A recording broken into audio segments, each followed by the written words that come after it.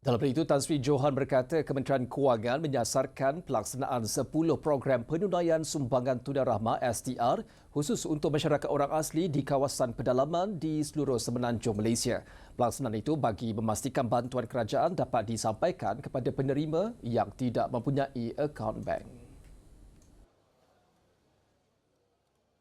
Program penunaian STR di Kampung Orang Asli Manson Pahang merupakan lokasi ke-6 yang dilaksanakan tahun ini sejak inisiatif itu diperkenalkan pada 2024. Ia juga merupakan sebahagian daripada usaha kerajaan untuk memperluaskan akses kepada bantuan kewangan dan perkhidmatan kerajaan di kawasan pedalaman.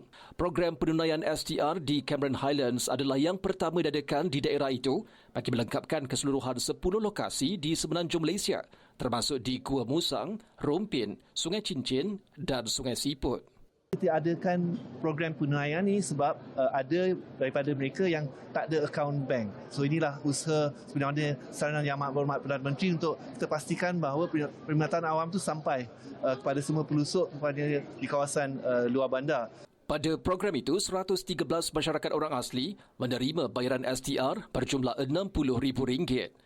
Program penunaian STR bagi masyarakat di Sabah dan Sarawak telah selesai dilaksanakan bulan lalu melibatkan 37 lokasi sebelum inisiatif sama diperluaskan ke kawasan pedalaman di semenanjung Malaysia.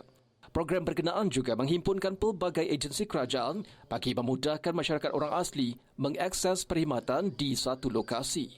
Kerana ramai yang tidak mempunyai kemampuan kaedah untuk memperolehinya melalui sistem perbankan kita.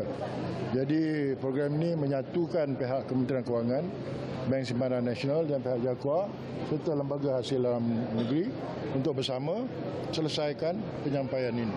Dan bagi jangka masa yang sama, menyediakan dokumen-dokumen yang perlu. Kita lihat juga JPN berada. Dan ini juga dapat membantu mengesan masyarakat orang asli yang tidak mempunyai dokumen sedia beranak dan kad pengenalan.